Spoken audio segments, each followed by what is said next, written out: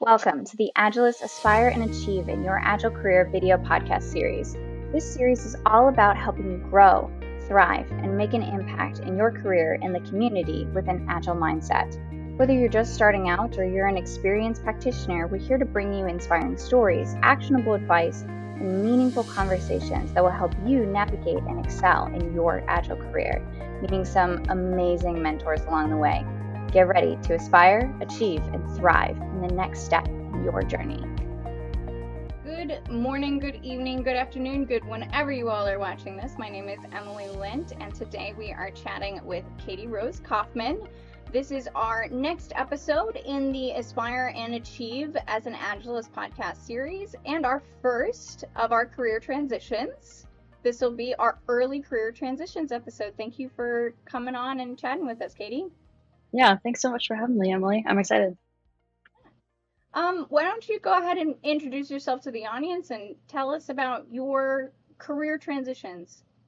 Sure. Yeah, that's a great place to start. So I'm Katie Rose Kaufman. I try to go by Katie Rose, but I respond to Katie, so whichever one works. I am currently a senior release train engineer with Humana. They're an insurance company based out of Kentucky. You may have heard of them, and from the Medicare, Medicaid space. Gosh, career transitions. I could spend hours talking about what that looks like for me. I actually went to art school for my undergrad and majored in photography and fine arts.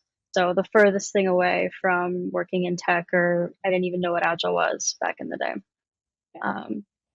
So started there. When I graduated, I was like, I'm not going to go work for a company. Like, I'm going to be my own boss. So I ran my own business for a little while.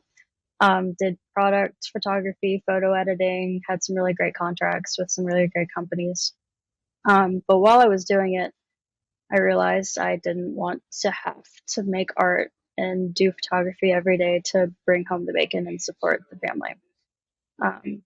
So kind of had a little bit of an epiphany about what I wanted to do next. I wasn't sure exactly what it was, but I knew I liked the business side of things, managing people, working with processes, operations, management, that kind of thing. So I did something really crazy, and I went back to school and I got my MBA. Craziest thing that I probably would have ever done. If you had told little Katie Rose that I was going to do that, probably would not have believed you. So pause real quick. Sure. We are very similar. My God. Okay. Really? Yeah, we just talked about before this podcast being like, wow, we kind of have a lot of the same opinions. We've had a very similar trajectory. I also have an art degree in media arts.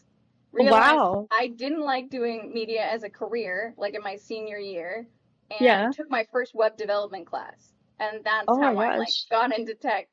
But otherwise did like the same thing and had my own business for a little while, like doing web and film and stuff like that. And then Wow. got an MBA. Okay, I feel and like an the MBA soulmates thing MIS is degree. happening. So I'm sorry, pause. We're just mirror images of each other.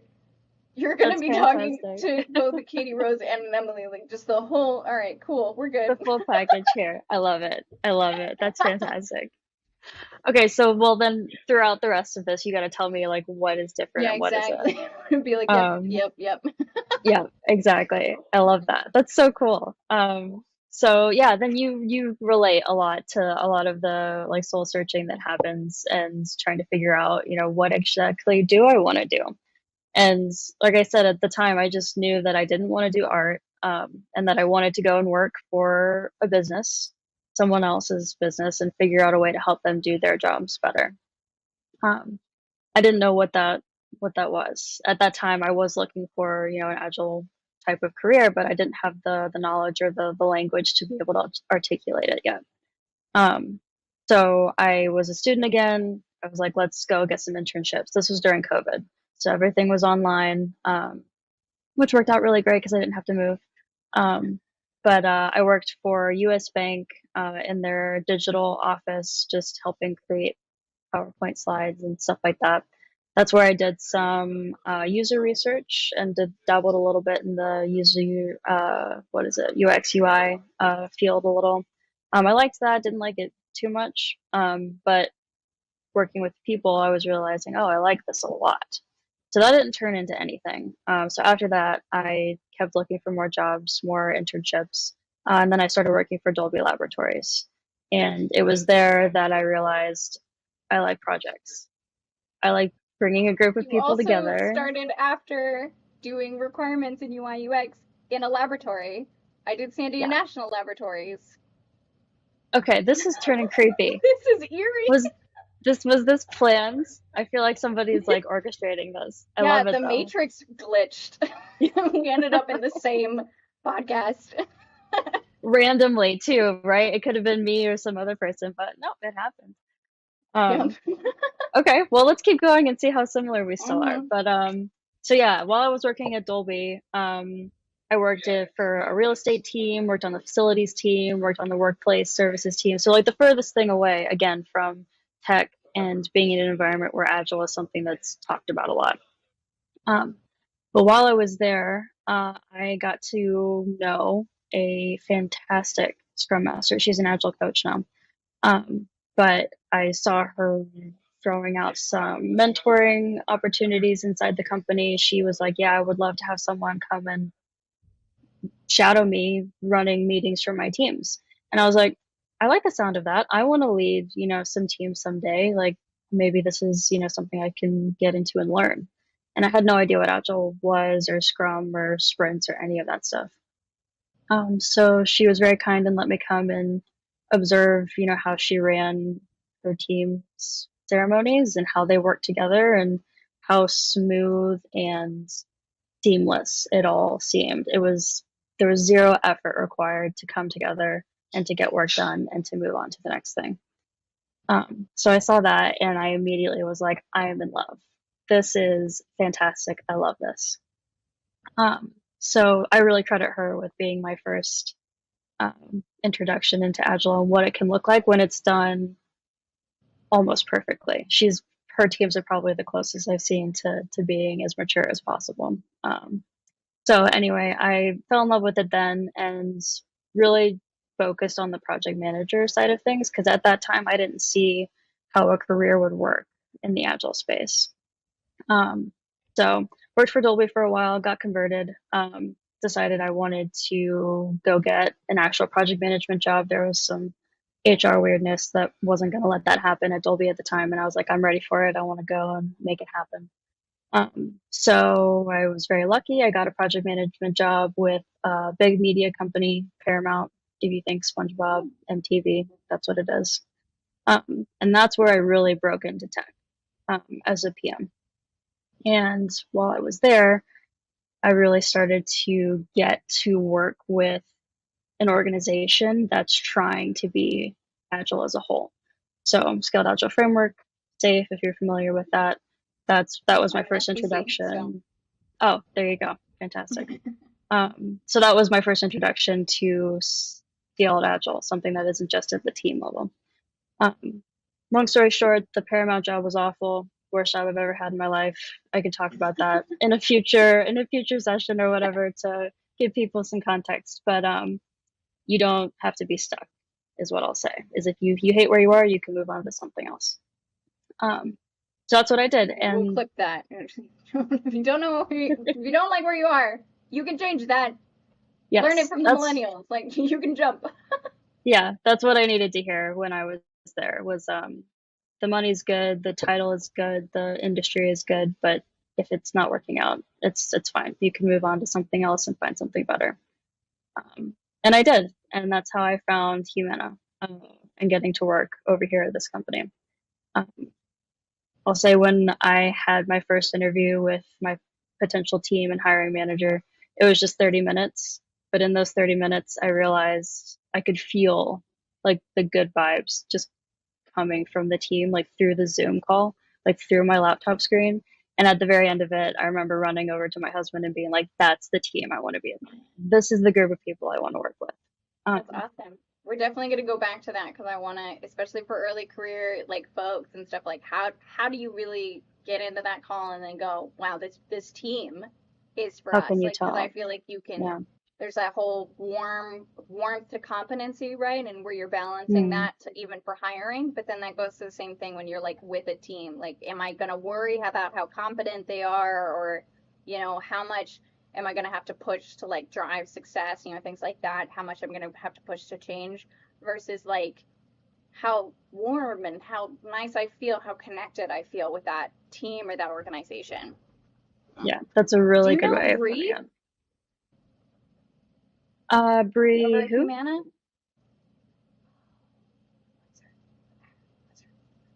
If you if you find the last name, I can snoop on them and see if I do know them. And not off the top of Yeah, my head. I think there's the director of Agile at Humana. I believe Okay. I know her from T-Mobile. We worked together under Okay. contract. I can like look. I see people do this on podcasts all the time where they look stuff up while they're on a podcast. So I feel like I can do this. We can absolutely do this, of course. It's our podcast. Oh, What are they? Bria. It's Bria. Can you spell it? No, I'm dyslexic. Oh, okay. That's fine. Let Bria. me Schecker. Shrek. Oh, Bria Shecker? yeah.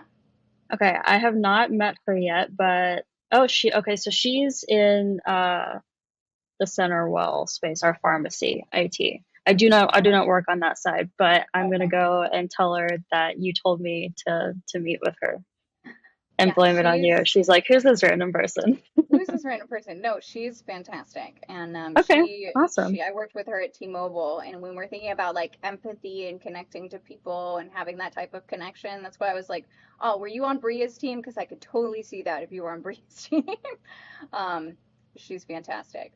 That sounds great. Yeah, no, the team that I ended up on first as an IT project manager at Humana, my boss was amazing. All of my team member, we were all on the same page in terms of this is what we're trying to accomplish. Um, we were all on an agile release train together. Our RTE at the time was fantastic and super warm and welcoming and supportive of everyone.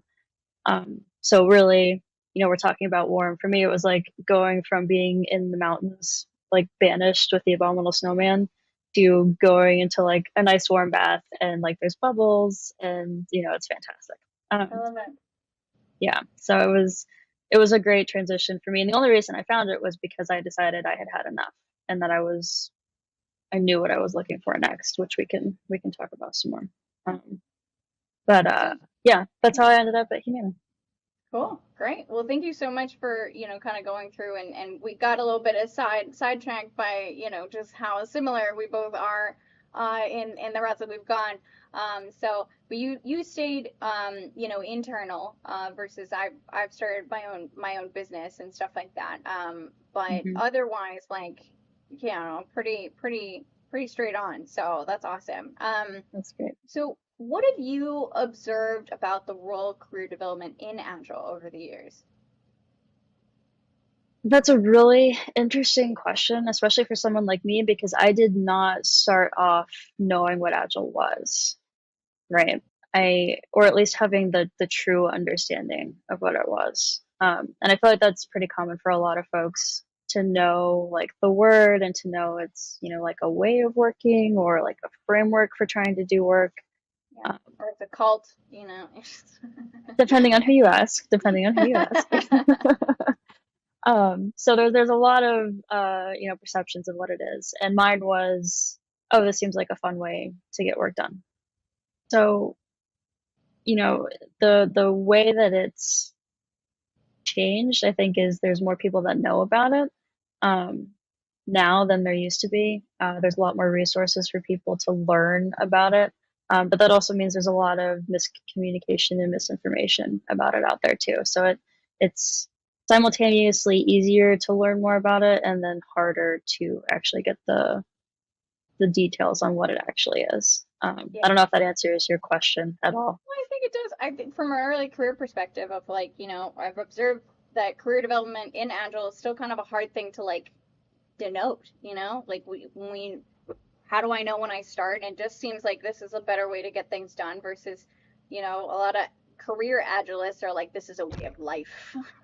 And you're like, all right, okay, I just want to learn how to do the Kanban board thing. That sounds cool, like so Yeah. there's differences there, and there's like when you talk about a career in agile, what does that actually look like? What does that mean? And one of the things we've even talked about recently, Allison and Jess and I have been, and Allison, for those who are maybe looking at this not in order, Allison is the Women in Agile mentorship program director that we've been partnering with, and Jess is the co-founder of Agile Careers with myself. So, but what we've been talking about too is that like Agile doesn't even necessarily like an Agile career development doesn't necessarily even need to be in just Agile roles. And sometimes I feel like we've kind of created this separate track now because people were worried about it. They were like, oh, I need to go from like Scrum Master and then release train engineer, senior release train engineer, solution train engineer, like that's the trajectory there, and then the product owner trajectory and stuff like that. But then where does that leave people who have project management skills, or you need to have some project management skills to be able to do that? What about our senior leadership and management that aren't even on that trajectory? Like you're saying that Agilists can't be senior managers? That's gonna suck because that's like one of the top reasons, right? When you look at the State of Agile report, leadership not being on board. Exactly. We need more leaders that are Agilists, right? If that's not on the career path. So I think we've even started to muddy the lines a little bit more. Yeah, and I'll also call out here, it depends on where you go to work too. And, even from organizations like Women in Agile and Agile Coaching and Agile Careers and all of that, it can change depending on who you're talking to and what that trajectory looks like. And, that's been different for me because when I was working at Paramount, they had trains in arts, but they didn't have release train engineers. They had program directors. Those were the people that were running the program and making sure everything was running smoothly and on time. And then, at Humana, there are release train engineers. I'm one of them now. So it depends on where you go. And the important thing, at least for me, when I'm trying to figure out where I'm going to go next, is talk to a lot of people. Understand how it works at the organization that you're at. If you want to go to another organization, LinkedIn is a great resource to reach out to people that already work there and see if you can get some time with them to figure out what that pathway looks like. Trying to figure it out on your own isn't going to work because there's all these little nuances and things about each organization that you want to work at that you're just not going to know until you're there. And even then, you may not even find out about it until you're trying to make that next step. And then you find out, oh, I didn't check that box. Now I can't move on to that next step. So talk to people about what you want to do next and where you want to go. Find out what that pathway looks like. Don't be afraid to say, I'm interested in this role. Tell me about it. And then people will more than likely be happy to share with you what that looks like. Yeah, no, I love that. I love that advice. And I like the thing too of like, because I feel like early career folks can can feel a little stuck where like they go to an organization and they're like, oh, you can't become a project manager because you're doing Scrum stuff, right?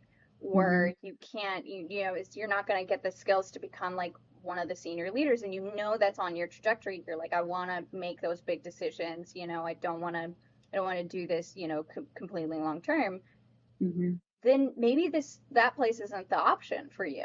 There's other places, there's other career tracks that you can take a look at, and I love the idea. I've actually recently started to do this too. I'm starting to look at different opportunities as well. Good. And yeah, and I was terrified about reaching out to people on LinkedIn, meeting people to like talk about their company before I've even applied. But everybody says to do that. And so I'm like, well, I'm going to listen to people. I collect a lot of smart people around me from doing this podcast and all this other stuff I've been doing. All right, I'll do it, So I'm talking to different people from those organizations to kind of talk about like what's to be expected. So That's great. and I think this goes to kind of like main content, right? Of the conversation here. So you had your first advice of like talking to people. What do you think is Mhm. the next step, even maybe even before you start talking to people? That's a great question. So before you even go and talk to people, you wanna talk to yourself, right? You wanna understand what it is you want to do next. And that kind of goes back to my origin story, if you will, about knowing that I didn't want to do photography every day, but I wanted to work with people and I wanted to focus on the process, on the work, doing it better. That was where, I felt that draw. Um, so taking some time to really think about what it is you like about what you do today. If you're just coming out of school, what did you really like about school? And you don't have to say like what classes you liked. Think about what was it about going to school that you enjoyed. Did you like doing the heads down work where you just complete a project and then, it's all done and it looks perfect and then you can turn it in? Did you like going to class, whether it's in person or virtually? And did you like collaborating with other people? Did you like, I don't know if you got the opportunity to lead a part of a club or, teach a part of a class? Did you really like that piece of it? So even if you don't have, direct professional experience yet, you can think about the things that you've done in your life so far and piece out like what you actually like without having to say, "Oh, I like being a project manager." How are you going to know that unless you go and you be a project manager? So try to break it down into little pieces and then you can put those pieces together into a little bundle where it's like, okay, my name's Katie Rose. I like working with people. I like helping them figure out how to do their work better. And I like trying to get everybody on the same page and working towards the same goals. And that's what I started with. Like, I didn't have project management, agile, any of that stuff in my head at the time, but that helped guide me to the right people to figure out who to talk to and where to shadow and what jobs to search for to get me to where I wanted to be. I love that. And I love how it's kind of like you almost rewrite your own essay, of who am I? Like who am I as a worker almost? Like if Mm-hmm. if I were to work in ideal circumstances, these are the things. Hi, my name is Emily Lind. I sometimes like working with people. I do not typically like going into an office unless I can dress really well. That's like a thing for me. So Yeah, I can't do it every day. Even I would feel that drain. yeah. So I like that. I think I might take that exercise on myself. Looking at new opportunities and stuff. Kind of to that point, so now that you've kind of written some down, you've looked at, potentially things that could fit, whether that is project management, whether that is Scrum mastership, whether that is product ownership, and you're kind of getting started on things. Um, how do you kind of set yourself apart in your early career? You're kind of grouped in with a lot of people. There's a lot of things going on. There's a lot of options, and sometimes it can feel a little overwhelming. How do you set yourself apart? Yeah, that's also a good question. It's really hard to do that when you, like you said, you're one of many, many people trying to do the exact same thing. And I found myself very early on falling into the trap of looking up what other people were doing and just trying to match what they were doing because I felt like I had no idea what was going to work and what wasn't. And I remember being in the first recruiter screening call for the U.S. Bank internship, and I'm gonna start blushing thinking about it because I did such a bad job. But I was like running on sentences. I was rambling of like forever. It's talking a lot about nothing and like mumbling and all of this stuff. And I remember I was like pacing around my apartment because I was so nervous. And I had no idea what to say because the only work experience I had was running my own business. I didn't think that they would care about that, so I didn't bother talking about it. So I was just trying to make stuff up or try to, say what I thought should be said. And he had mercy on me or what somehow decided that that was enough to get me in. But looking Had back on mercy on that, me. yeah, that's exactly what happens. That's exactly what happens. And I thank goodness every day for that. But it's hard to look at your experience and turn it into something that the person you're talking to is going to care about. And the easiest way to do that is to be honest. Talk about the work that you've done. If you've just gone to school, then talk about the work that you did with your classmates, with the projects that you did, what you learned. Um, and when you're talking about the stuff that you've done, don't talk about it in the way that you think other people would talk about it. Talk about it in the way that you would talk about it. come as yourself, use your own personality as your template. If you would, I'm not saying come to an interview wearing, a dirty t-shirt and flip-flops or, crazy hair or whatever, but be yourself.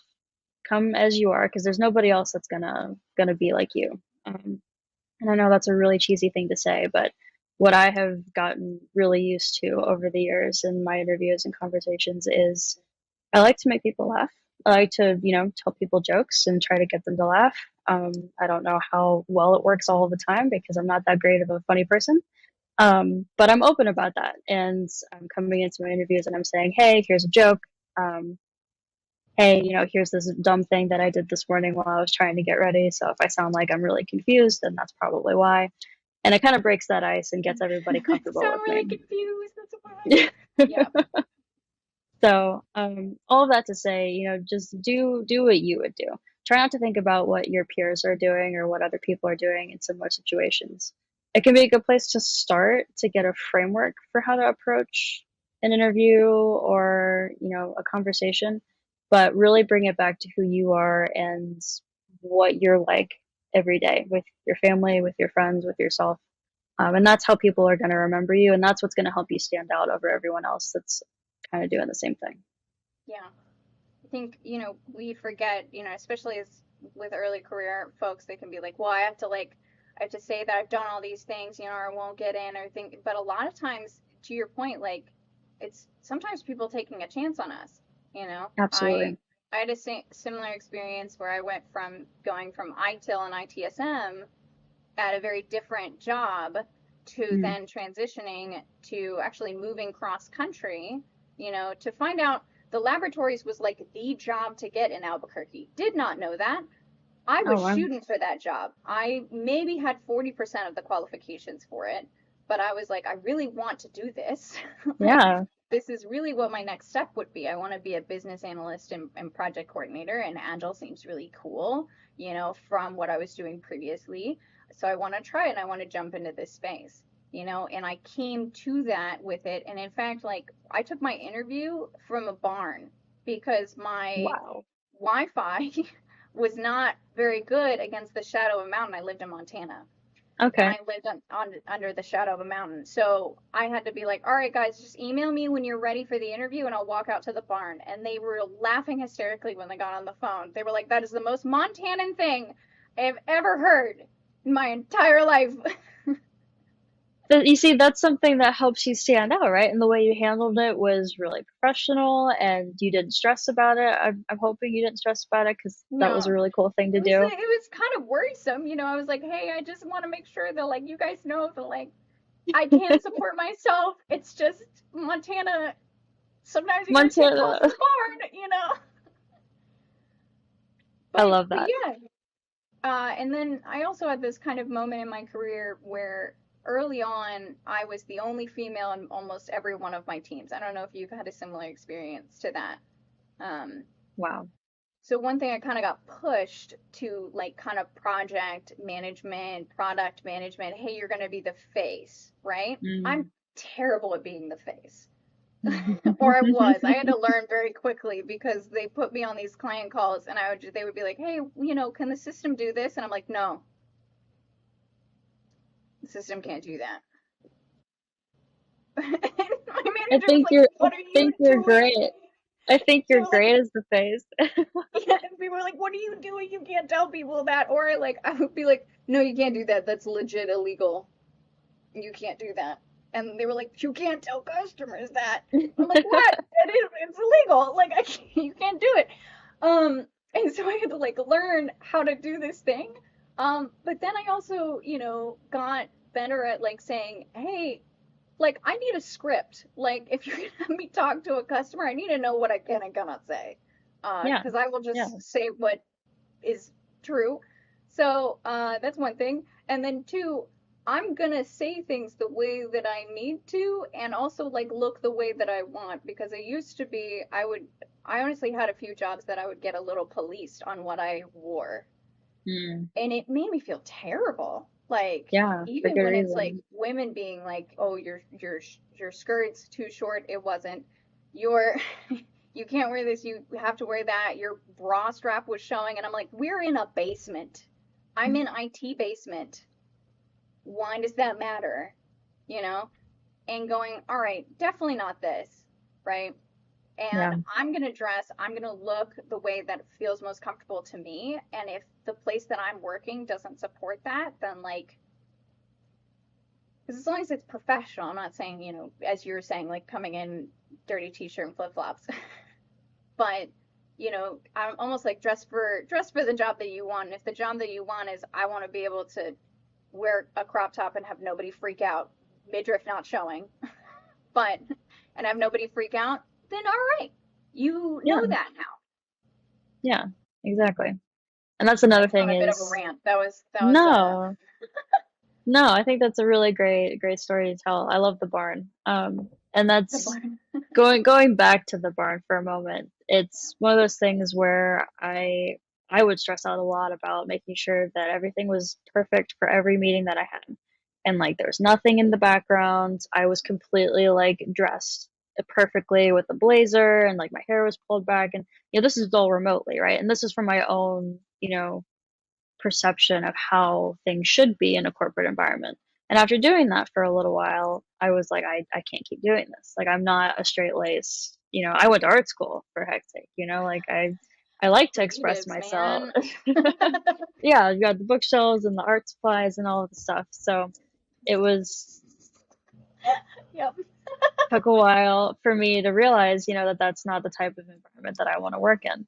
And embracing my personality and the things that I like and the things I like to do, that helped me stand out because I started decorating my background.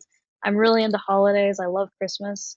At one point I had this giant Christmas wreath on the wall behind my head and I Oh, positioned it on purpose so it looked like I had like a halo with the oh, lights. cute. Yeah. And people would laugh, right, when they would come into a meeting and they'd be like, "What is going on with you?" And then I could say, "Hey, icebreaker, I love Christmas, holidays, blah, blah, blah." And now they'll remember me, right? Maybe they won't give me the job because I wasn't a great fit for their team, skill wise, who knows? But they'll always remember me as that kid that loves Christmas, came into a call with a Christmas wreath behind their heads. And if they don't like it, then, I didn't want to work with them to begin with. Yeah, clearly. Um, all right. So getting back to things. Again, there's so many parallels. Back on Um, topic. right, right. So I think we've actually talked quite a bit about how to get more experience as an early career individual. And there's just so many opportunities out there, So I think actually I'll kind of rephrase this question of like, Sure. because I almost could feel like people can get overwhelmed. I get asked by a lot of early career folks or people who are interested in all sorts of spaces. Like, I mean, there's so many meetups, there's so many networking groups, there's so many like articles to read and stuff like that. Like, I could be spending all day doing this. And I make the joke on the podcast, and I feel like this will become like a bingo card of like, do you sleep? For a lot of the women that come onto this podcast, Mm. and they just do so much. So, how do you really recommend early career individuals getting that focus on getting more experience or finding out new, better things for them? That's a really, really, really, really good question. Not that the other ones weren't good, but this one's really good. So for me, how I have done it, because back when I was trying to figure out, who I was, what I wanted to do, even now, still when I'm trying to figure out what I want to do next and how I want to grow, um, this is sound really cheesy. I just follow my heart and what feels good. If I'm looking at a bunch of meetups and I want to go and I want to meet new people that are working in the space that I'm in or in a new space, I'll just go through, I'll do a little bit of research briefly on who's going to be involved in each meetup. And if there's people that, I recognize, maybe I'll go with that one if I prefer to have an environment where I know someone. Or if I want to completely throw myself out there into the great unknown, then I'll go with this other one that, I don't know anybody, but I really like the topics that they're going to cover, right? Um, so it's really just a what feels right to me in the moment, and I kind of let that guide me. I can't say if that's the wrong or right way to do it, but that's how I try to limit the amount of stuff that I'm trying to focus on and do. Yeah. So same No, I thing with like like that. So you're not like forcing yourself, to the next career path. You're like going, what do I want? What do I value? And Yeah. there's one side of it of like, follow the dopamine. Like, is this giving me, but then also, that's more of like the new like Gen Z or millennial type framework. But I've also heard from like the other side of things, like if it's not a heck yes, it's a no, right? Yes, that's a great way. That's a great way of looking at it. Yeah. Because there's, like you said, there's so much content and opportunities out there. I get stun locked sometime if we're going to use video game terminology here, but I'll, there's too much to do or to consider, right? And I don't know which is the right one to go and do. I have run into this problem all the time where I say yes to too many things. But I have to work on this. This is one of my flaws is you can't do everything all at once. You have to focus on the stuff that's the most important. And that's where that getting back to yourself exercise has really helped me is my name is Katie Rose. I like doing what? When do I like doing it? What do I not like doing? And that kind of helps me refocus on the things that I should be putting myself out there for.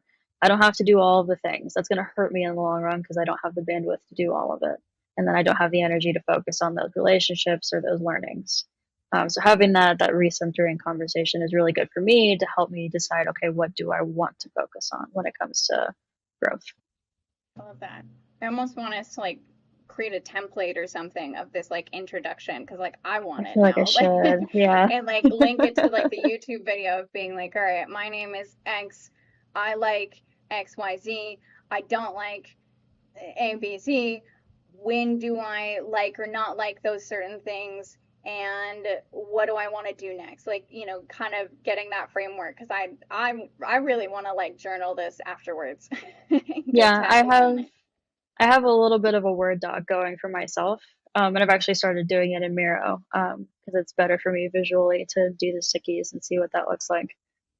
So I could throw something really simple together if we wanted to include it, if it would help people out. Yeah, that'd be awesome. I use Miro as well, so Oh, well, I feel we're like we all we're do. the same person, Katie. Long lost sisters. I like that. Yeah. All right. So last question of kind of the main content here. It is hard, especially corporate America, and you've stuck with it, right? I kind of dipped for a bit, and it's one of the reasons why I went and did my own business for a while. And we're going to be doing Mm, like an internal versus external like coach consulting, episode with Jess yeah. Brock. Um, however, as in within early career and especially the millennial and Gen Z generations have a different view of work, and what it means to have a work-life balance, which is really Mm, life almost being more, right, than yeah. that. So how do you keep going? Keep sticking with corporate America and tech jobs today? That's another really good question. It's hard, like you said, especially nowadays.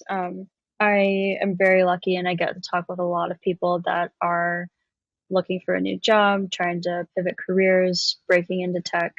Um, and the main common theme is, it's hard. I feel like I do all of this work and I don't get any or very little reward from it. And for me, it's kind of a dance. I feel like I'm saying a lot of cheesy things today. I don't know if it's because of you or No, me, let's but let's do the cheesy things, like on it, because if it the thing is that if it's something that's short and fast and like people can go, oh, like those are the things that really trigger. This is something I talked with Allison about, that like I feel like when people look at the mentor-mentee relationship, which everybody on this podcast will be your new mentor, um, people think about like, oh, I have to come up with something really profound. And most of the things that I remember from my mentors are like the short little things, the like key phrases, the cheesy things that kind of stick in your brain. So go for okay. Well, I blame it on you if it doesn't land. But it. They'll be in the comments like, you should have moved. Emily doesn't know what she's I talking should about. have That was stopped her really there. cheesy. Yeah. But yeah, for me, trying to hold on to the motivation to keep going is definitely a dance. There are times when I'm exhausted, and so I recently got promoted from Scrum Master to Senior Release Train Engineer. Congratulations. Thank you. This happened last month. It's something that I have been telling my leadership, telling everybody that will listen to me at work, this is what I want. I took on way too much to prove that I was serious. This is what I wanted. I started doing the job before I had it. Circumstances lined up perfectly for me to step into that role and, cover that gap until they could, give me the title. So it was fantastic. I got promoted. And the first feeling I had afterwards, after hearing that, was, oh my gosh, I'm so tired. Like, Yeah. what do I do now? It was a combination of I've done too much for too long, and also, oh, I don't have that driving goal, right? Like, I have this promotion. Like, what do I do next? And that's something that I struggle with pretty much every day in my professional development. So for me, like I said, it ebbs and flows. There are some weeks where I feel great and, the world is my oyster and I can help everyone and do all the things and do them all well. And then there are other weeks where I struggle a lot with, why am I going to work? Like, I'm just getting a paycheck. Nobody cares what I do, those kinds of feelings and thoughts. So I can't say that I have a single nugget of wisdom that will make it all better for, anyone, let alone myself. But the most important thing I've learned this year especially is giving myself grace and understanding that if it's a feeling that I'm experiencing right now, it's most likely going to improve or get better with a little bit of time. If it's something that is a concrete fact or something that isn't going to go away with time, then it's something that I need to address and say, okay, do I need to do something different with my life, or do I need to go on vacation? What can I do to help make it better? So just giving myself that grace and being able to recognize when, I'm having a hard time or when things are, going really well. Um, that's the best way I've come to approach it, because I was awful at work-life balance before this year. I never took PTO, never went on vacation. I was always like work, work, work, work, work. So yeah, if you were to ask me, what have I learned that I wish I knew earlier, is definitely give yourself grace, be kind to yourself, understand that you're not going to feel perfect all the time, and that's okay. I love that. Great. I mean, that's really important. Just kind of giving yourself time, and then yeah, like some weeks are gonna be like you're gonna be at 20%, and 20% is 100% for you. Mm-hmm. You know. And then some weeks you're going to be at that 120%, but not expecting that all the time, Yep. and it's going to definitely ebb and flow. And you're going to have, when you hit against corporate bureaucracy, you're hitting your head against the wall sometimes, Yeah. I think one piece of thing that helped me a lot as I'm thinking about my early career was sometimes I get kind of lost in the grind in the day to day, and I could Mm. forget things, like time that I've put in, celebrations that have happened. And for me, like, one of my love languages is words of affirmation. And so I would keep a little kudos folder, and I still do. I still have a kudos folder in every one of my inboxes for me to put in when people give me kudos, when people give me, like, tell me thank you for doing something that was really important to them, when people are like, oh yeah, Emily, you were really great at this thing. And I just put it in there, and I'll tell people, like, if I did a good job, can you please send me that in an email? Yeah. Because I'm gonna go put it in my kudos folder, and That's then great. I can go back through and I can be like, see, these are the things, and I do positive reviews, like things like that I would put in my little kudos folder. And then you can take that into your like yearly, quarterly review and go, hey, here are the things that I did that were good. I have a paper trail of how awesome I am. Like, look at this. Yeah, Yeah. I do the exact same thing. I have a folder on my desktop actually, because I like to take screenshots of like Yeah. direct messages, and we do shout outs and stuff here at Humana too, so I can't always just download it. But yeah, I have this whole long thing, and I do the same thing. I collect things that make me feel good from the people that I work with, and that Yeah. helps a lot with if I feel like I'm losing, my way, or I need some reaffirmation or something. I'll go and I'll look at those things and go, oh, I do a good job. I am supposed to be here. Okay, I'm fine. I'm going to go on to the next thing now. So it's a good Yeah. reminder. So also speaking of desktop, I don't know if I can maybe I can put the image next to myself. I can tell Daniel to do that. who's our editor. But speaking of desktop, another thing that gives me joy and helps me get through the corporate grind is I love the image of Helmo. Have you ever seen that? I don't think so. Yeah, so it's like Elmo in hell, just like in burning, and then there's a heart around him, Oh, yes, I and know it's what you're talking about. yeah, that's my desktop background. That's your actual desktop? I That's love my that. actual desktop background. That's So fantastic. so when I'm in trainings or when I'm doing virtual calls, every once in a while when I switch over my desktop or when I go like to go change the screen or what have you, Helmo will pop up. And I'm like, oh, everybody, hey, everybody meet Helmo. And then I go right back to like the meeting content and stuff. And it gives people a good giggle. It makes me happy, like getting Yeah, onto my computer and seeing that every day and just being like, we're we're doing it. it's happening and we're gonna be okay, even though things are crazy. Yeah. Yeah. I love that. Um, all right. So I said these were going to be short episodes. I think that's going to be a lie. I'll try, but I don't think I'm going to do very well. So what are you doing for your own professional growth at this point? That's another great question. So I can tell you what I've done so far this year. Humana is really great in that they encourage us to set development goals every year. Um, it's not like a you have to do these things, but it's a really great way to check in with your manager when you meet, and then at your mid years and your end of year to see did you actually do these things. Um, so for this year, I finally got PMP certified after forever of being Yeah, too afraid to do it. That's a whole nother podcast topic we could talk about. I get it. Um, but so I did that, and then I actually just got the ProSci Certified Change Practitioner certification, if you're familiar with that. That one really cool, really fun. It is expensive if your company is not paying for it, so go read about it like on the internet, and I think you'll get most of the context of it. And if your organization will pay for you to do it, go and do it. I think it's a really good class to do. Aside from some of the early Scrum Master classes that I've taken, that's probably the best one that I've ever done in my entire career. Um, so now that I've done those two things, and I did a bunch of SAFe certifications last year, I'm actually kind of looking at what I want to do next professionally and growth wise. I got promoted. I mean, Okay, what's I that want next to goal? No? I don't know at this point actually, and that's kind of a scary thing for me to say because I always have to have goals. Yeah. So I'm focusing on being the best I can be at my job right now. I'm trying to help other people to figure out how they can do the same thing, where they want to go, how they can get there. Um, I'm gonna start writing, I think, maybe some fun things about my journey and whatnot.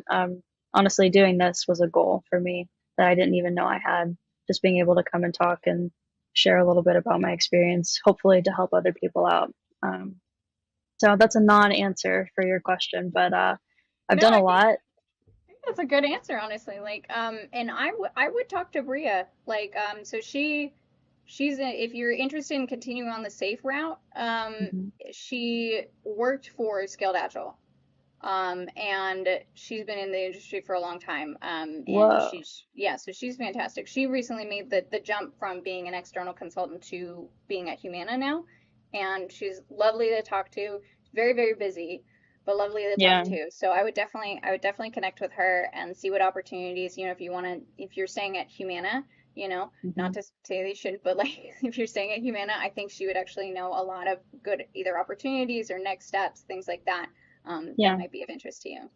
Yeah, absolutely. Thank you so much for raising that because there we have so many people at Humana that when I go and type in, different titles or skills or whatever, there's just this huge long list and it's Yeah, it's huge hard to long choose list. from. So Yeah, thanks for that. I'm definitely going to reach out to him. of course. And if you want me to do any sort of like introduction to, like, to kind of like do a, hey, this is like, I just met Katie and she's at Humana too, and she's doing safe stuff. She's really awesome. She's That just would like me be in all the awesome. good ways. Yeah. Well, okay. I don't know. We could be, well, I'll stop there. I'm not going to say anything else. But so I'll just say right here, that would be amazing, Emily, if you could do that. That'd be fantastic. But so that's why I say put yourself out there and do things that you're, nervous about. Because I saw women in Agile say, "Hey, we want to have people come and talk in a podcast. Fill out this Google form." And I was like, "What could I talk about? I don't know if what I have to talk about matches their topics, but I filled it out anyways." And then, oh my gosh, I got picked to come in and talk with the group, and that's fantastic. And I got to meet you, Emily, which is turning out to be the highlight of my week. But that's also turning into me potentially making a connection with someone else at my own company that I can go and talk to about what career growth looks like, their experiences, that kind of thing. So it's all snowballing into a whole bunch of different things that are all connected. So go and say hi to that person, sign up for a new opportunity, put yourself out there. And if you continue to do that, it's all going to flow into each other and give you more opportunities than you maybe thought you could get access to. Yeah. And I can feel the heck yes energy, so one heck Yes. yes turns into another, turns into another. Yeah. Yes. So, what final wisdom would you like to share with our listeners today? Or is that it? Is that the final wisdom? Like, hey, at the end of this, just do I'll it. add one thing. Just do it, but also don't give up. It's really hard right now, even for people with jobs that are trying to get into a new one or a new career or pivot. Everyone's trying to do the same thing. If you aren't getting bites, if you feel like you're not getting the type of response that you need or you want, it's not because of you. If you're putting in the work and you are putting yourself out there, it's just a matter of time before that opportunity presents itself. So I believe in you and you're going to get to where you want to go. Just keep trying. I love it. Great. Well, thank you so much, Katie. Yeah. And thank you to everyone here for listening to this episode of the Women in Agile, Agilists, Aspire, and Achieve podcast series. It is brought to you in partnership from the Women in Agile nonprofit, scrum.org, and Agile Careers nonprofit.